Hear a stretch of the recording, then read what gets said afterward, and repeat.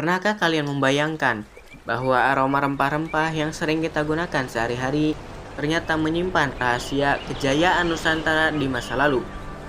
Bukan hanya sekedar bumbu dapur, rempah-rempah ini adalah kunci dari jalur perdagangan yang menghubungkan Nusantara dengan dunia.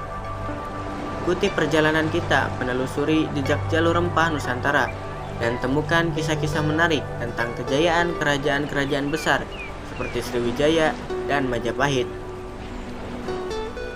Jalur rempah Nusantara bukan hanya sekedar rute perdagangan, tapi juga jaringan kompleks yang menghubungkan berbagai peradaban. Sejak ribuan tahun lalu, jauh sebelum masa kerajaan Hindu-Buddha, masyarakat Nusantara telah mengenal dan memanfaatkan kekayaan rempah-rempah yang tumbuh subur di tanah mereka. Bayangkan aroma cengkeh yang harum, pala yang eksotis, dan lada yang pedas telah menarik perhatian para pedagang dari berbagai penjuru dunia. Mereka datang dari India, Tiongkok, Arab, bahkan hingga Eropa untuk mendapatkan rempah-rempah berharga ini.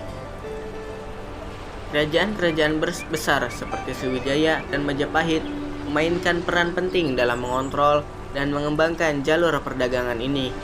Sriwijaya dengan kekuatan maritimnya menguasai Selat Malaka, jalur strategis yang menjadi pintu gerbang perdagangan antara timur dan barat. Sementara itu, Majapahit memperluas kekuasaannya hingga ke Maluku, kepulauan yang menjadi sumber utama rempah-rempah. Mereka membangun jaringan perdagangan yang luas, menghubungkan berbagai wilayah di Nusantara dengan dunia luar. Namun, jalur rempah bukan hanya tentang perdagangan. Ini adalah jalur pertukaran budaya, pengetahuan, dan teknologi. Pedagang dan pelaut membawa serta agama, bahasa, seni, dan tradisi mereka yang kemudian berbaur dengan budaya lokal. Pengaruh Hindu-Buddha dari India misalnya menyebar luas melalui jalur perdagangan ini, meninggalkan jejaknya dalam bentuk candi-candi megah seperti Borobudur dan Prambanan. Begitu juga dengan pengaruh Islam dari Timur Tengah yang kemudian menjadi agama mayoritas di Nusantara. Selain itu, rempah-rempah juga memiliki peran penting dalam kehidupan sehari-hari masyarakat Nusantara.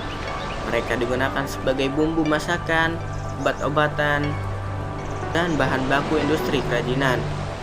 Kekayaan rempah-rempah Nusantara telah membentuk identitas budaya yang unik dan kaya. Perlu diingat, komoditas yang diperdagangkan bukan hanya rempah, melainkan hasil bumi lainnya, serta hasil kerajinan tangan. Hal ini menunjukkan bahwa masyarakat pada masa itu sudah memiliki berbagai macam keahlian. Namun, kejayaan jalur rempah Nusantara tidak berlangsung selamanya. Kedatangan bangsa-bangsa Eropa pada abad ke-16 mengubah peta perdagangan dunia. Mereka berusaha menguasai jalur rempah yang kemudian memicu konflik dan penjajahan.